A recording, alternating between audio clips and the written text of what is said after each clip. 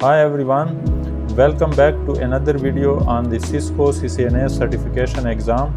In this video, I will be covering the topics and questions that will help you pass the CCNA certification exam as well as learn the CISCO networking concepts.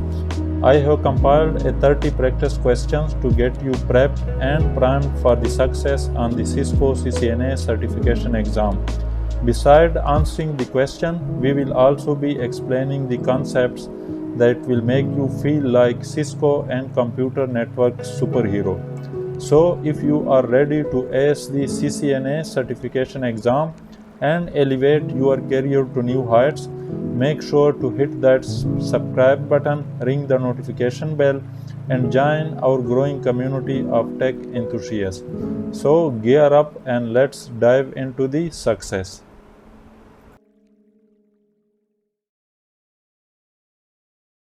Question number 1 is that refer to the exhibit. This is the exhibit. PCA sends traffic to PCB.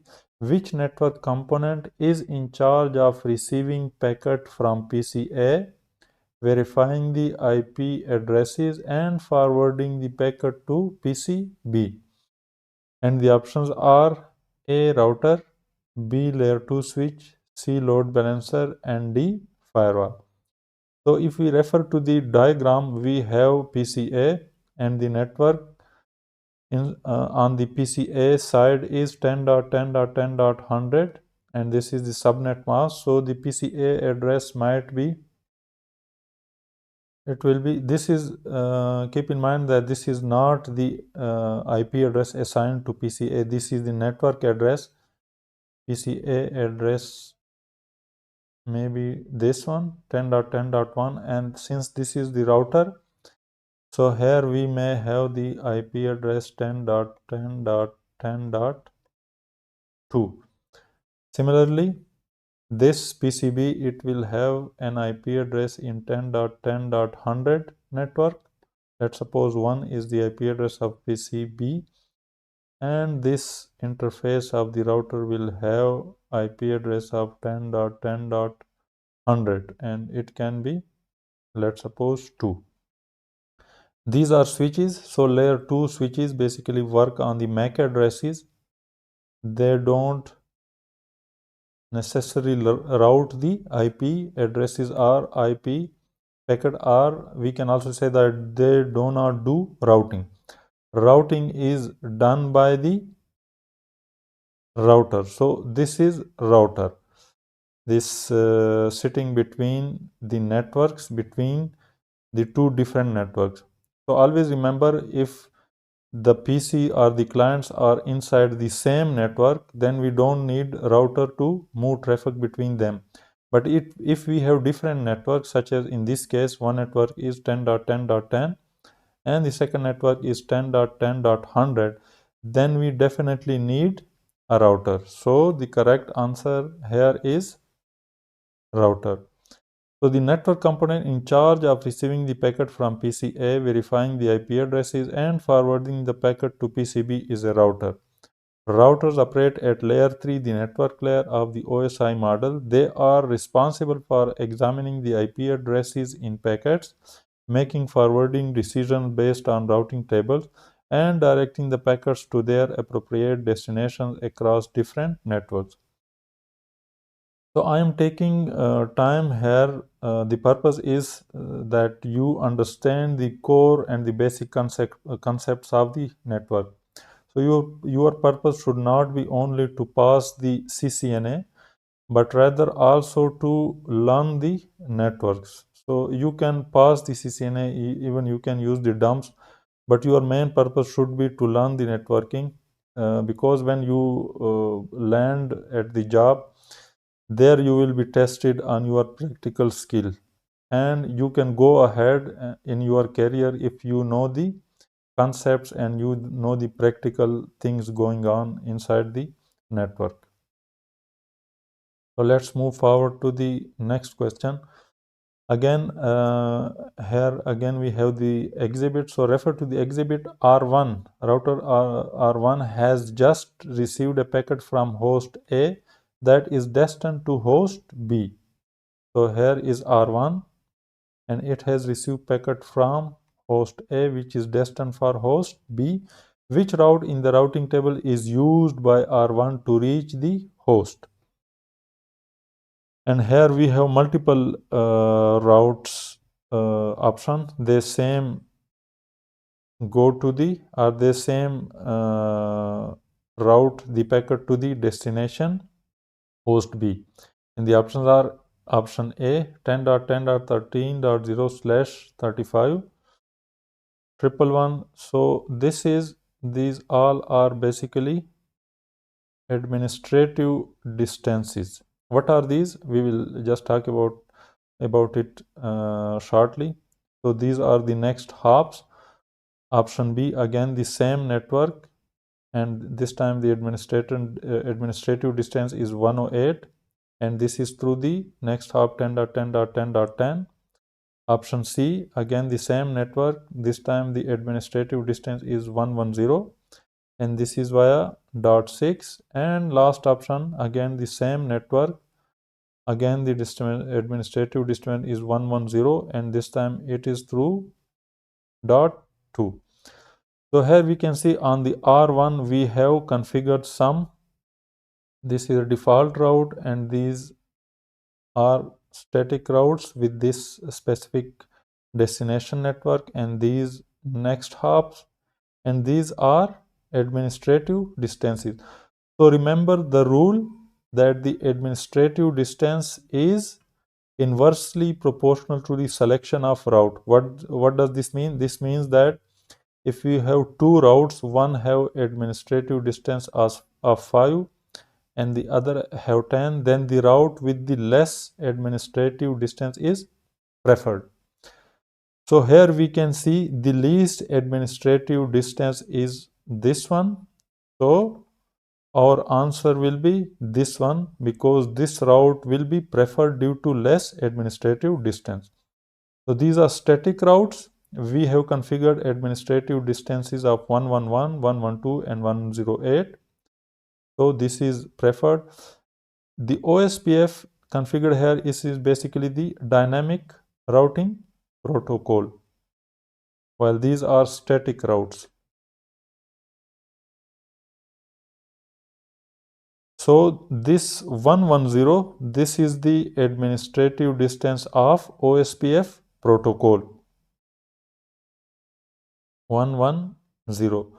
But since we have configured a route with the less administrative distance 108, therefore the traffic will go through the option B route, that is with the next hop 10.10.10, that is this one, that has the least administrative distance out of all. Question number 3, which networking function occurs on the data plane? And the options are A, processing inbound SSH management traffic. Option B, sending and receiving OSPF hello packets. Option C, facilitates spanning tree elections. And option D, forwarding remote client server traffic.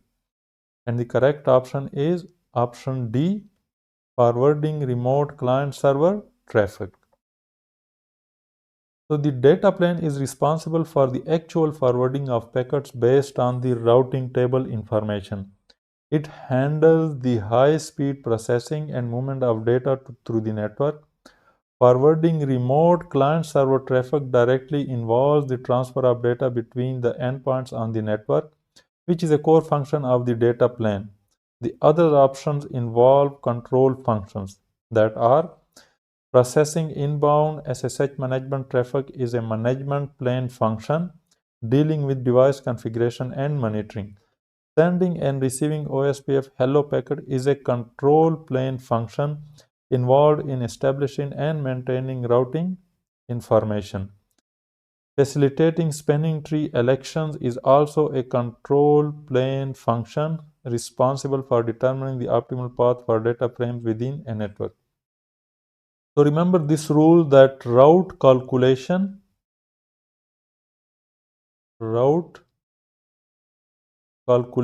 is done at the control plane. But once the route is calculated, it is available in the routing table, or we can also say it forwarding table. And this forwarding table lies in the data plane.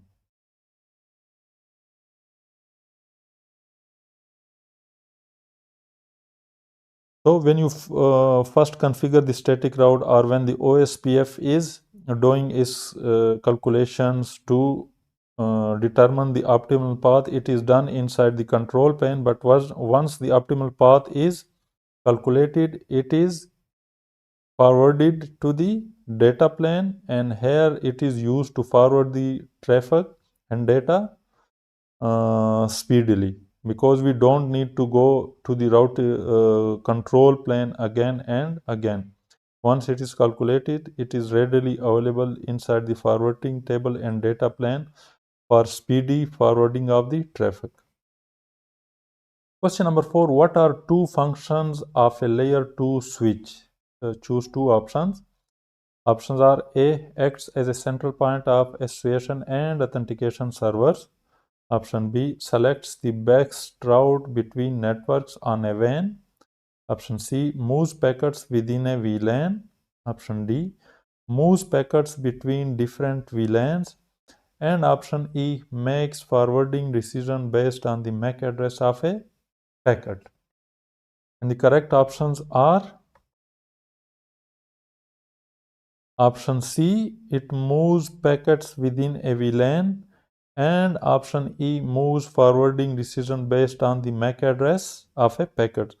So we studied in a previous questions that the forwarding decision based on the IP address is done by the router, and router is a layer 3 device, while the switch, which is a layer 2 device, it does the forwarding decision based on the MAC address, and it can also move traffic within the same VLAN. When we want to move traffic between different VLANs, then again for different VLANs,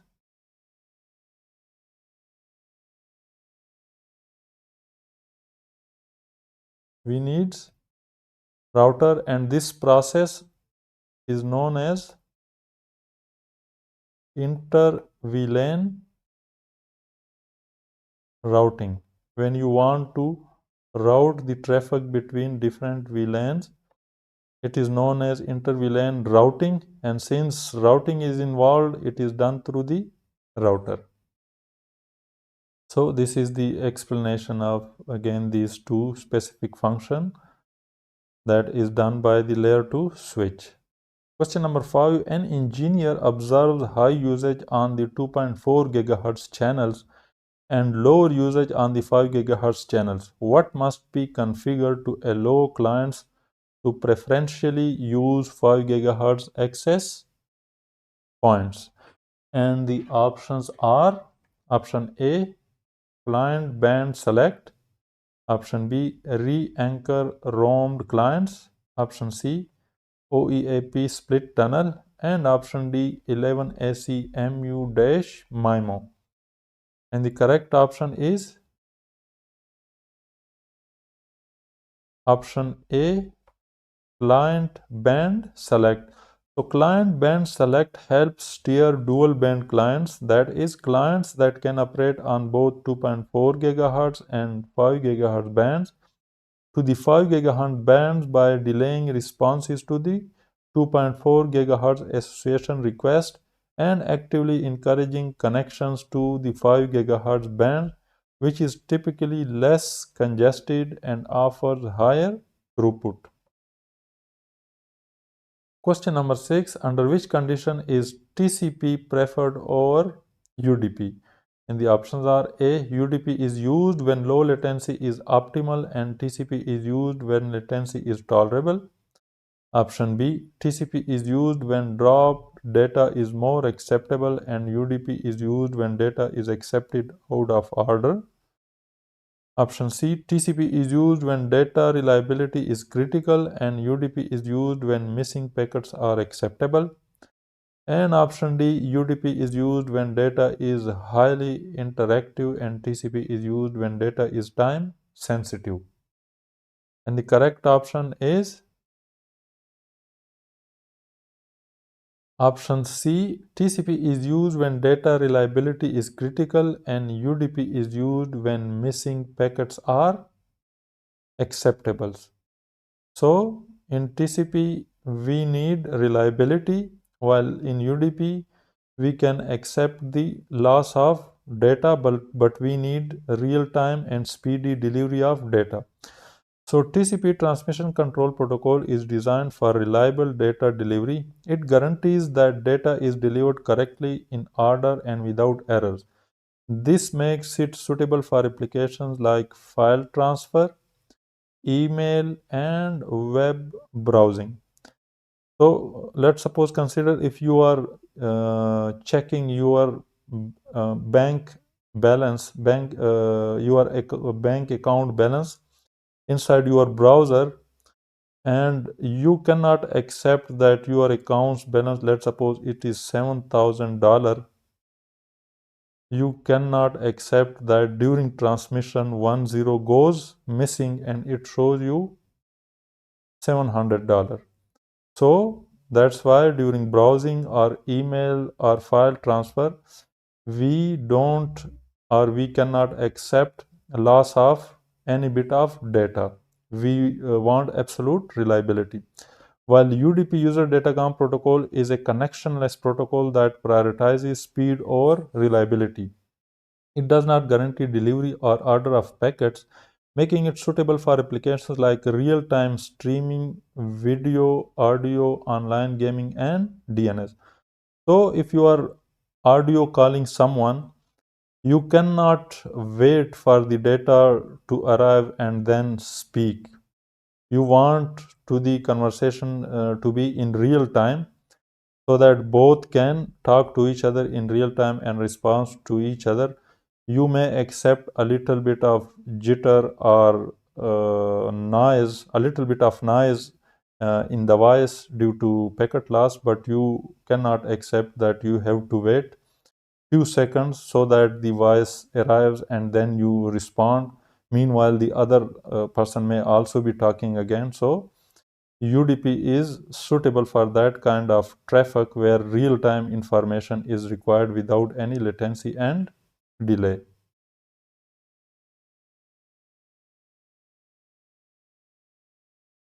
Let's move forward to next question. Question number 7. What is a network appliance that checks the state of a packet to determine whether the packet is legitimate? By legitimate here we means that whether the packet is allowed by policy inside the network. And the options are A, layer 2 switch, B, lane controller, C, load balancer, and D, firewall. And the correct option is firewall. So firewall is used to allow access or deny access to the packets depending upon the configured firewall policies. So a firewall is a network appliance that checks the state of a packet to determine whether it is legitimate. It does this through a process called packet filtering. Firewall examine packet header for information like source and destination IP addresses, ports, and protocols. By comparing this information against a set of security rules, the firewall decides whether to allow, block, or modify the packet. So that is the function of the firewall, to allow or deny the packet inside the network. Question number 8. What is the role of access point in an enterprise network? And the options are A, integrate with SNMP in preventing DDoS attacks. Option B, serve as a first line of defense in an enterprise network. Option C, connect wireless devices to a wired network. And option D, support secure user logins to devices on the network. And the correct option is option C, connect wireless devices to a wired network. So here we can see that this is our wireless access point that we are talking about, and it is used to connect these wireless devices to the wired network. So this is our wired network, and if we have wireless devices, these can be connected to this wired network through this wireless access point. Let's suppose this PC or laptop wants to connect to the internet. It cannot do this wirelessly. It must go through the access points, and the access point will then route the traffic to the internet. Question number 9. An implementer is preparing hardware for virtualization to create virtual machines on a host. What is needed to provide communication between hardware and virtual machines? And the options are A. Router, B. Hypervisor, C. Switch, and D. Straight cable. And the correct option is hypervisor. So a hypervisor is used as an interface between hardware and the virtual machines to make this abstraction layer and allows the virtual machine to equally get access to the physical resources. So these are some popular hypervisors. These are the VMware hypervisor, VMware ESXi, and VMware vSphere, while the Hyper-V is the Microsoft hypervisor, while Oracle VM is the Oracle hypervisor. So the hypervisor basically sits between the virtual machines and the hardware. You can say that the hypervisor is basically virtualization operating system,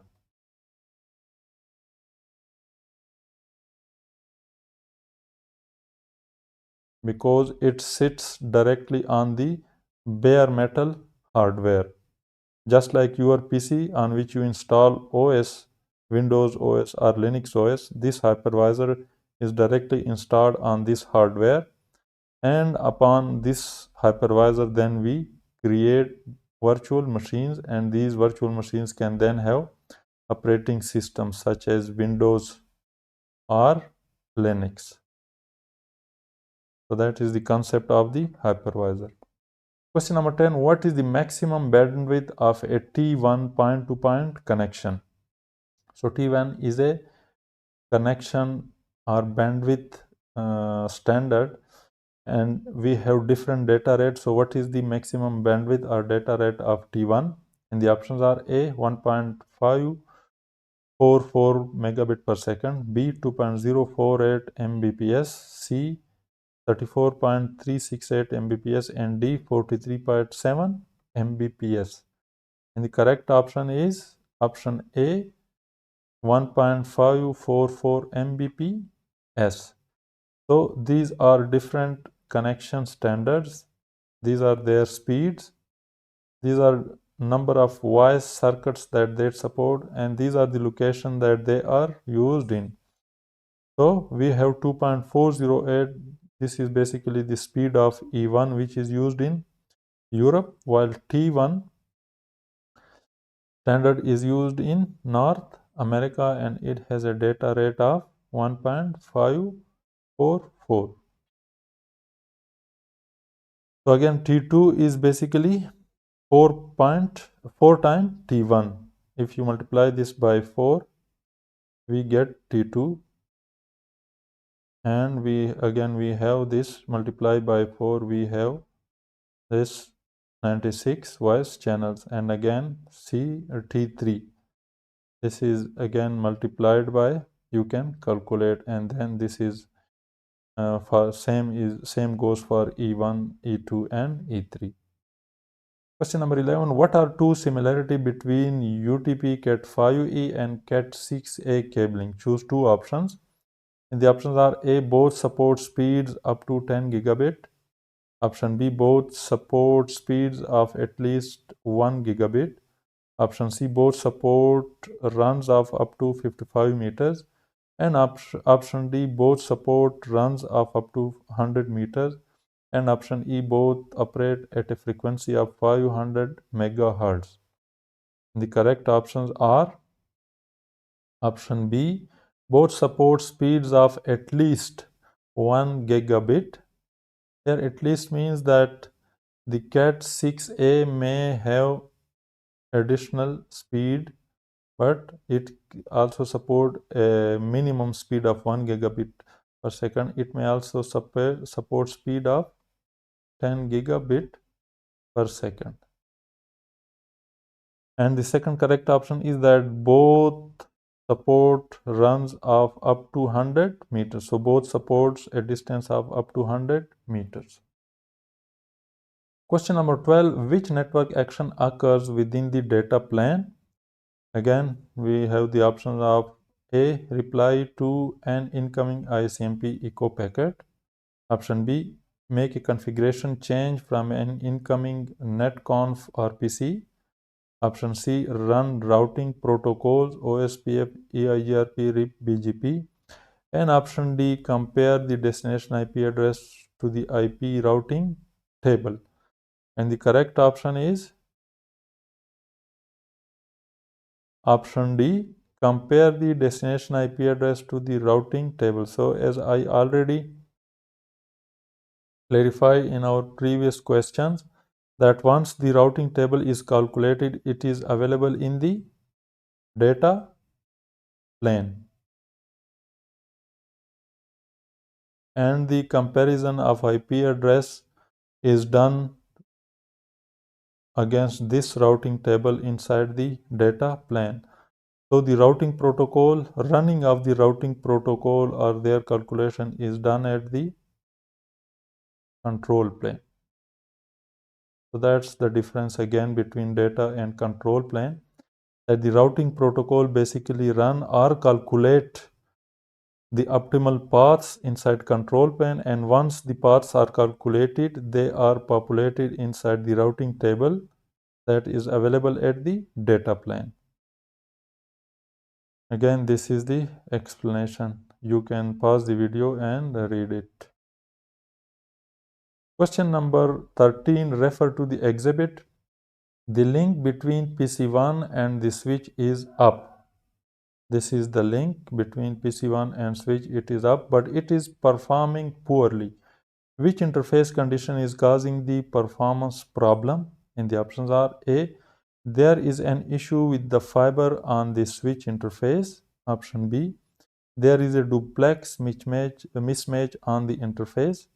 Option C, there is an interface type mismatch. And option D, there is a speed mismatch on the interface.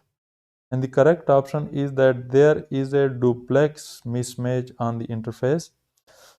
Here it is why. Here we can see that on PC we have manually configured the interface setting as 100 Mbps speed and full duplex. So these settings are configured manually, while on the switch we have configured the duplex to be auto and speed to be also auto, and the speed can be 10 as well as 100 megabit per second. So these two basically creates the mismatch, because here, since the duplex is auto, this switch interface may go to half duplex, while here it is full duplex. So this mismatch causes the poor performance.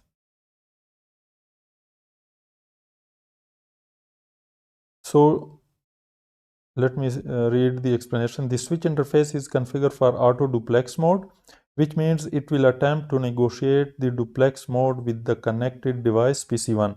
However, PC1 is manually configured for full duplex mode. This mismatch can lead to communication errors and reduced performance. Possible solutions are: to resolve the performance issue, you can either configure the switch interface FA01, this one, for full duplex mode. This will match the duplex mode of PC1 and eliminate the mismatch. And you can also configure PC1 for auto duplex mode. This allows the switch and PC1 to negotiate the duplex mode automatically, ensuring compatibility.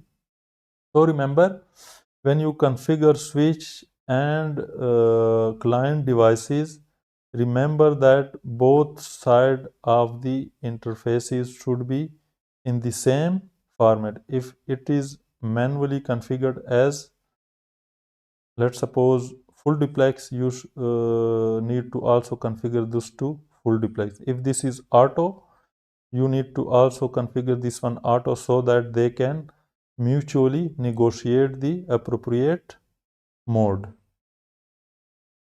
Question number 14. Why was the RFC 1918 address space defined? And options are A. Conserve public IPv4 addressing. Option B. Support the NET protocol. Option C. Preserve public IPv6 address space. And option D. Reduce instances of overlapping IP addresses. And the correct option is option A. Conserve the public IPv4 addresses. So remember, what is RFC 1918? RFC stands for request for command. So this RFC basically defines the private IP address ranges that are 10.0.0/8, 172.16.0.0/12 and 192.168.0.0/16. So these are the private IP addresses defined inside the RFC 191 net, and they can be used by everyone and anyone inside their private network. So they help preserve the public IPv4 address. These are private, and besides these, all IP addresses are public. Let's suppose if I write an IP address, let's suppose 8.8.4.8. So since this one is not in this range, this is a public IP addresses. So the purpose of these private addresses was to conserve the public IPv4 addressing space. Question number 5. Which type of organization should use a collapsed core architecture? And the options are A. Small and needs to reduce networking costs. Option B. Large and must minimize downtime when hardware fails. Option C. Large and requires a flexible, scalable network design. And option D. Currently small but is expected to grow dramatically in the near future. And the correct option is option A. Small and needs to reduce networking costs. So what is basically a collapsed core architecture? So this is a collapsed core architecture. This is basically three-tier architecture. And when you combine these two layers into one, this one is known as collapsed tier architecture, or we can also call it two-tier, because here we have two tiers. So this is ideal for small organizations because this is simple, management is easy, and it can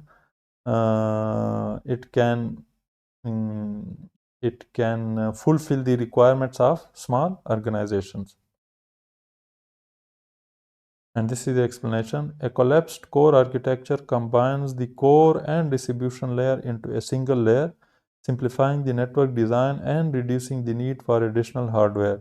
This is cost effective for small organizations that do not require the extensive redundancy and scalability provided by multi-layer architecture. Question number 16. What is an appropriate use for private IP version 4 addressing? And the options are A. To allow host inside to communicate in both directions with hosts outside the organization. Option B. On internal host that stream data solely to external resources. Option C. On the public facing interface of a firewall. and option D, on hosts that communicate only with other internal hosts. And the correct option is option D. So the IP version 4 is used on hosts that communicate only with other internal hosts.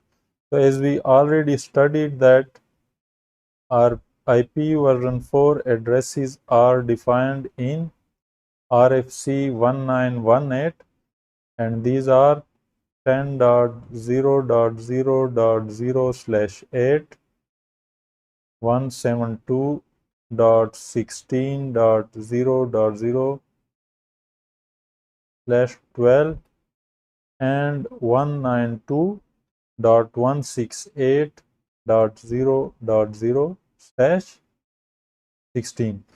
So these three ranges of addresses can be used inside internal networks, and they can be given to the host that can communicate with other internal hosts inside a private network. Question number 17. What is again we have question about IPv4 addressing. What is a characteristic of private IPv4 addressing? And the options are A, composed of up to 65,535 available addresses. Option B, issued by IANA in conjunction with an autonomous system number. Option C, used without tracking or registration. And option D, traverse the internet when an outbound ACL is applied. And the correct option is the IP version 4 addresses are used without tracking or registration. What does this mean? That the IP addresses are basically given and registered with IANA organization, the public IP addresses, but the private IP addresses does not require any registration or any tracking because they are used inside private network, and they can be used by anyone anywhere, but they cannot be used on the internet. For the internet, we use public IP addresses, and these addresses then require tracking and registration. Question number 18. What is the function of a controller in controller-based networking? And the options are A, it serves as the centralized management point of an SDN architecture. SDN is software-defined networking.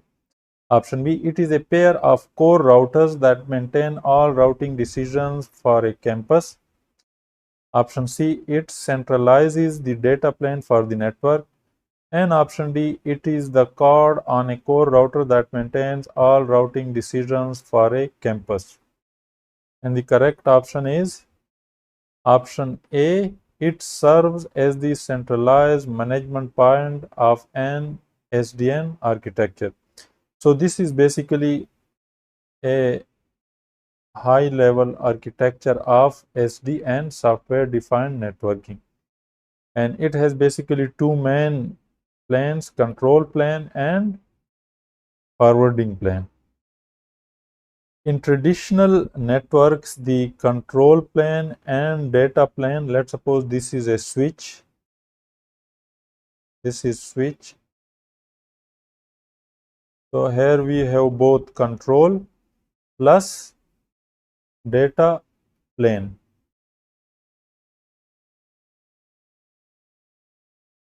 This is a traditional switch or traditional networking. While in SDN, the control plane and the data plane, they are separated. Control is centralized inside a particular device. Let's suppose we can say this device a controller. This can be a server or a VM. And all the intelligence, all the policies, they reside inside the controller, and then they are pushed to other devices that are inside the data plane. So this controllers is also known as the brain. Brain or the intelligence. So all the intelligence policies and controls are centralized inside the controller, while these are simple switches, and the policies, routing, and the configuration are pushed from the controller to these switches. And the forwarding data plane basically lies below this line inside these switches.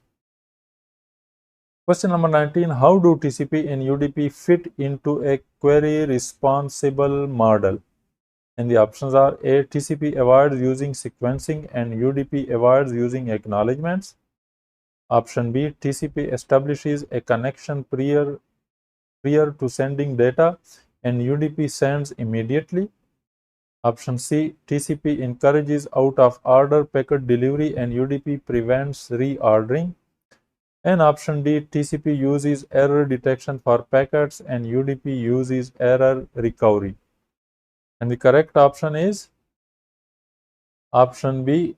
TCP establishes a connection prior to sending data and UDP sends immediately. So the TCP basically establish a three-way handshake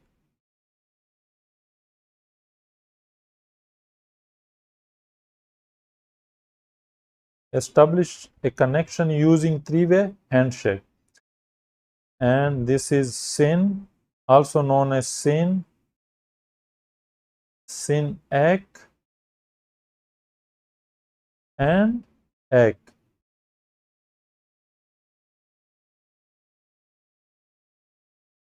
So this is the three-way handshake that is used by TCP before data transfer for establishing a connection, while UDP does not require any connection, does not require prior connection before sending data. It sends data immediately. Question number 20. What provides centralized control of authentication and roaming in an enterprise network?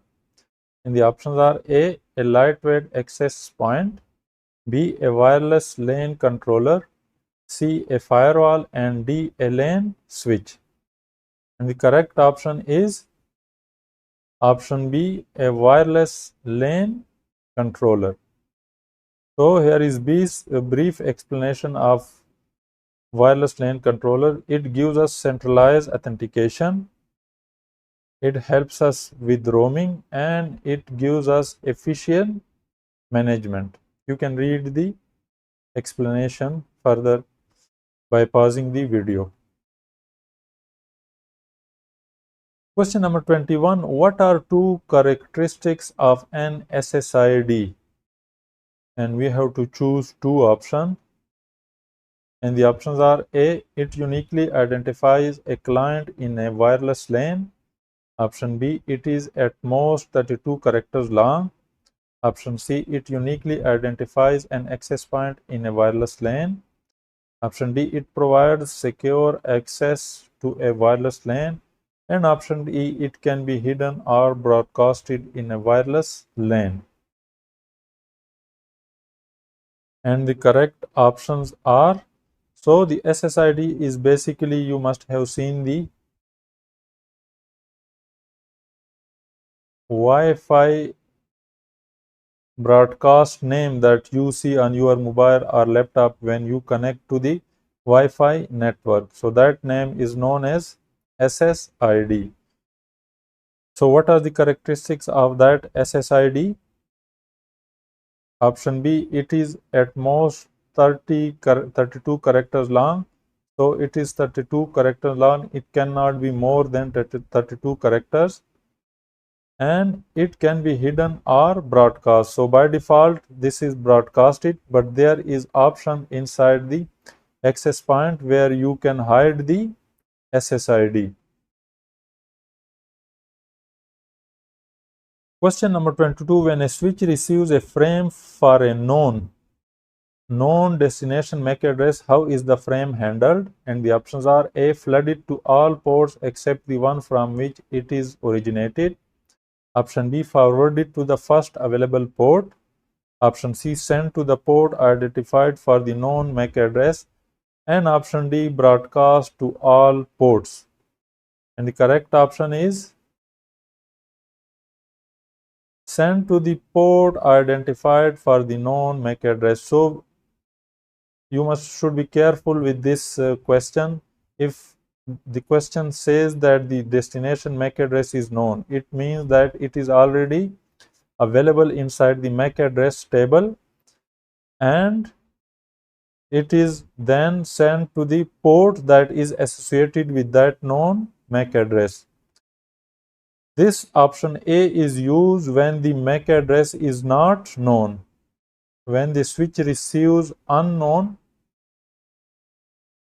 MAC address, then it is flooded to all ports except the one from which it originated. While for the known, this option is the correct one.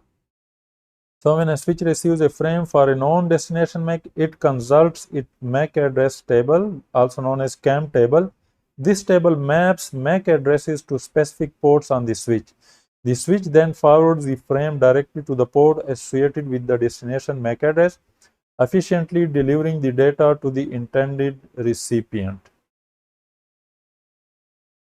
And let me show a screenshot of a MAC address table. So this is a MAC address table. You can view the MAC address table by this command, show MAC address table. And here we can see that we have MAC address and the associated port. So this MAC address may be, let's suppose, of a PC. So the switch knows that this PC is connected to this port. Okay, and this one maybe, let's suppose, a printer. So the switch also knows that this printer is connected to this port. Dynamic means that the MAC address is learned dynamically through ARP, address resolution protocol. You can also statically bind the MAC addresses to the specific ports. So this type dynamic means that the MAC address is learned dynamically. And the VLAN, this is the default VLAN, VLAN 1. Question number 23, what is the collapsed layer in collapsed core architecture? And the options are: A, core and distribution. Option B, access and WAN. Option C, distribution and access. And option D, core and WAN. And the correct option is core and distribution. So when you combine the core and distribution layer in 3-layer architecture, then this becomes the collapsed layer architecture, and this collapsed layer consists of core and distribution. As we already studied, this is the 3-tier architecture, 3-tier network architecture. When you combine the core layer and the distribution layer and form a one layer, then this layer is known as collapsed layer. Question number 24, what is a characteristic of a SOHO network? Small office, home, office network. And options are: A, includes at least 3 tiers of devices to provide load balancing and redundancy. Option B, connects each switch to every other switch in the network. Option C, enables multiple users to share a single broadband connection. And option D, provides high throughput access for 1,000 or more users. And the correct option is that the SOHO network enables multiple users to share a single broadband internet connection. And let me show a SOHO network in a diagram. So this is a SOHO network. Here we can see that we have multiple devices: a smartphone, a laptop, a PC, a tablet. And this is, let's suppose, your access point, your router, or your Wi-Fi device. And this is a single broadband internet connection. So this single connection is shared by these all devices, and this type of network is known as SOHO, simple office, home office. Small office, home office, or simple office, home office. Let's move forward to question number 25. What is the role of disaggregation in controller-based networking? Disaggregation means disintegration or separation. And the options are A, it divides control plane and data plane functions. B, it streamlines traffic handling by assigning individual devices to perform either layer 2 or layer 3 function. Option C, it summarizes the routes between the core and distribution layers of the network topology.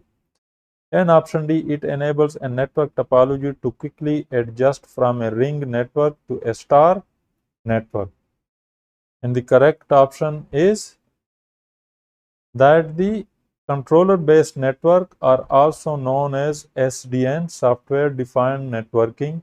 It divides the control plane and data plane function. The control plane function, that is policy, routing, and intelligence, is done by control plane. It is separated from the data plane function, and data plane main function is simply forwarding. So in traditional network, these two are together, they are combined, while in SDN they are disaggregated or separated. And this is the explanation. So the control plane and data plane. Control plane is responsible for making decisions about how network traffic should be forwarded, that is the policies, routing, etc.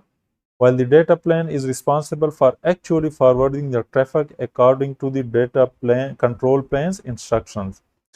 By separating these two functions, disaggregation allows for increased flexibility. Different hardware and software components can be mixed and matched to optimize performance and cost. Improved scalability, the control plane can handle more devices and traffic without impacting data plane performance. And faster innovation. New features and functionalities can be developed and deployed more quickly. Question number 26. What is a function performed by a web server? And the options are A, send and receive email from client devices.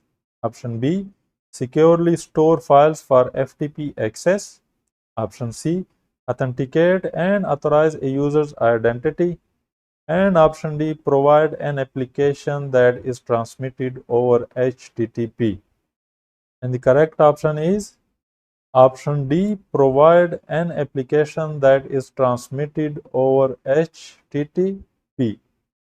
So this is the function of the web server. It has an HTTP server and files, and these files are transmitted over HTTP protocol. The client particularly, or the most popular client, is browser. It sends an HTTP request and the server sends HTTP response.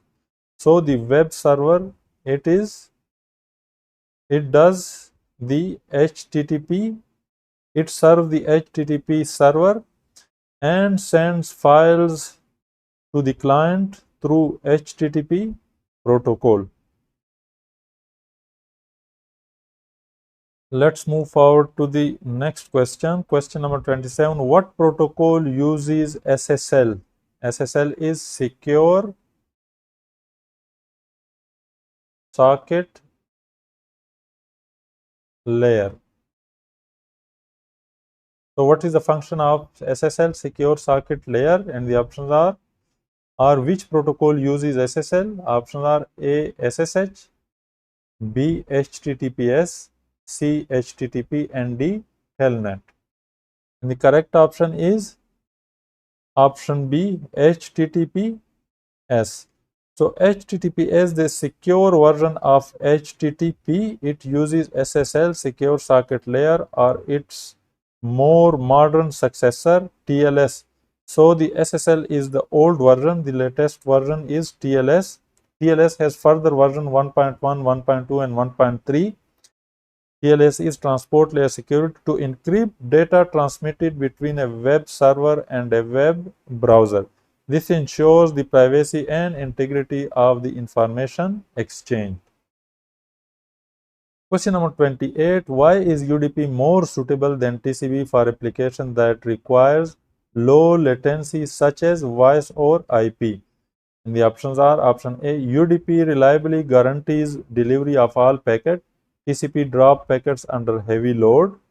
Option B, UDP uses sequencing data for packets to arrive in order.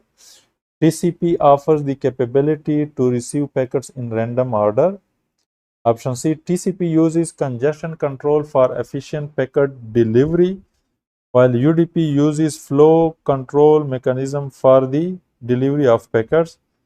And option D, TCP sends an acknowledgement for every packet received, while UDP operates without acknowledgements.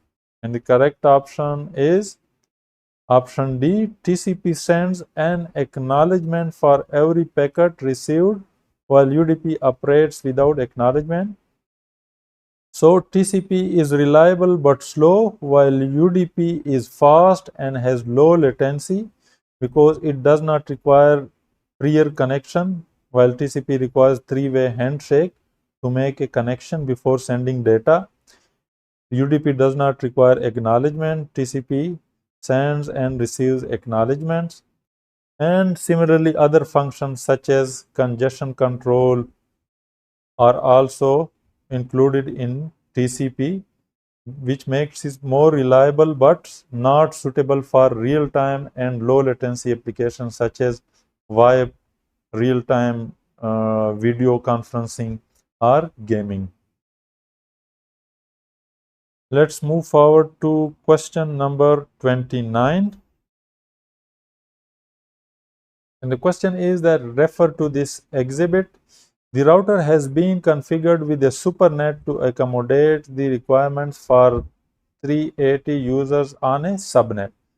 The requirements already consider 30% future growth. Which configuration verifies the IP subnet on router R4?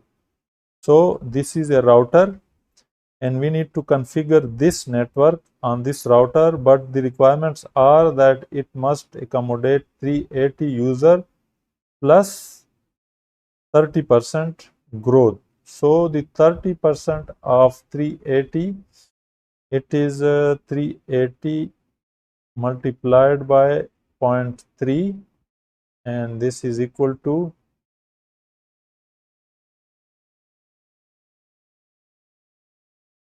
114.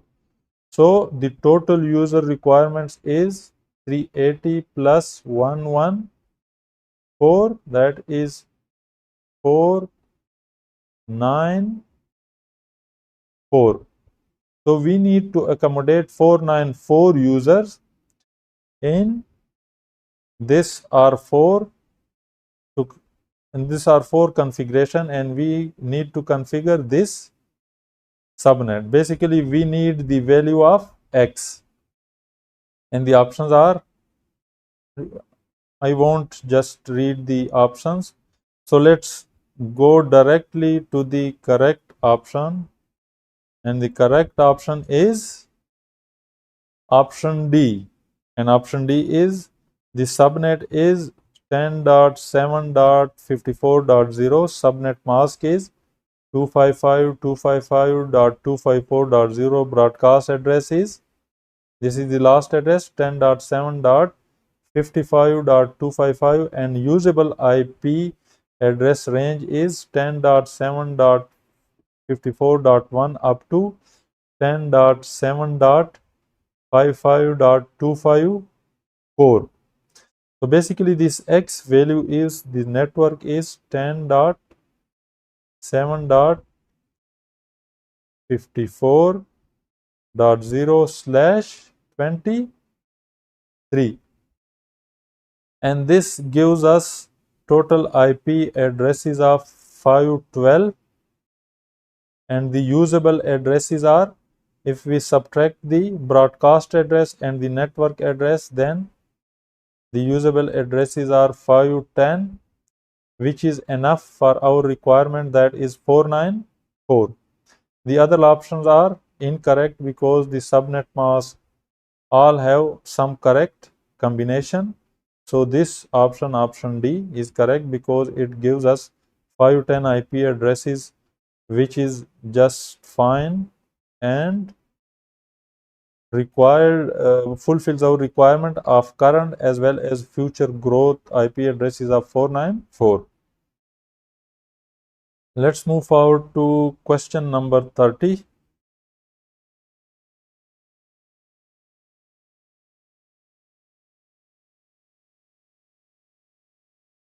Sorry guys, it is taking a bit time.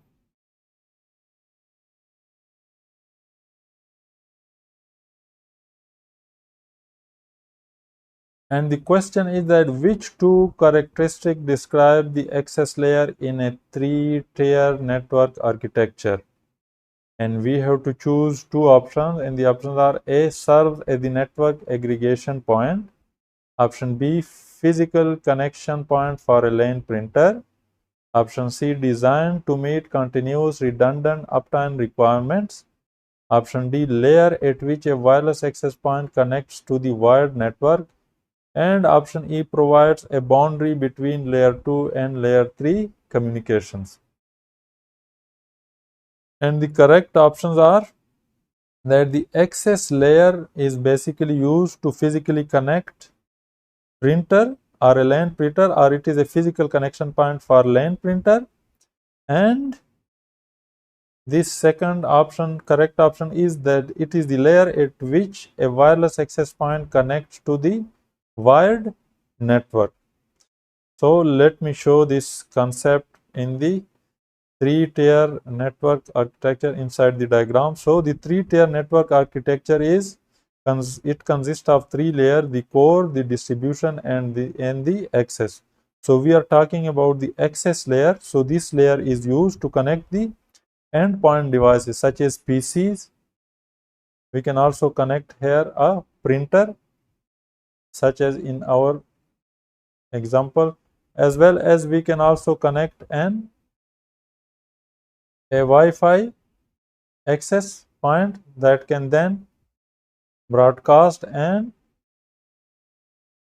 wireless devices can be connected to this access point, and this access point gives wired connectivity to these wireless devices through these access switches. So that's all for today. If you like the video, please like and comment, and if you want further such videos, please write in the comment, and I will try to make further videos on the CCNA and networking. Thank you and bye.